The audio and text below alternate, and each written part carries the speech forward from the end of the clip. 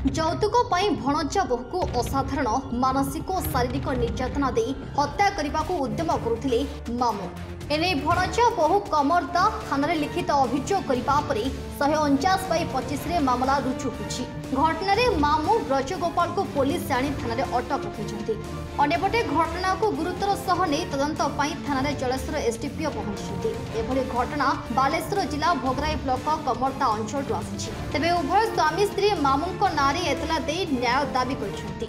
Social media मध्य से मामूंको असाधारण और निर्यातना कथा बखाणी जहाँ मोबाइल रु मोबाइल घूरी बुलूछि। मो बाहागर एक्चुअली 2022 मसीहा मे मास 13 तारिख दिन होता। तापर मो स्वामी तांको मामू को घरे भड़ारे रोते से गोटे किसको बैंक शाखा ब्रांच बैंक भी करते एसबीआई रे भड़ारे आम रहिला परे से किंतु पूरा माने गोटे फैमिली भाया चलिबे बोली से तांको भितर प्रतिश्रुति होता जे 2 भाग खाइबा पैसा तू दबु 3 भाग मुझे एमती किंतु आम बंडिंग भाया रोते कि मुझे जानी नी कथा।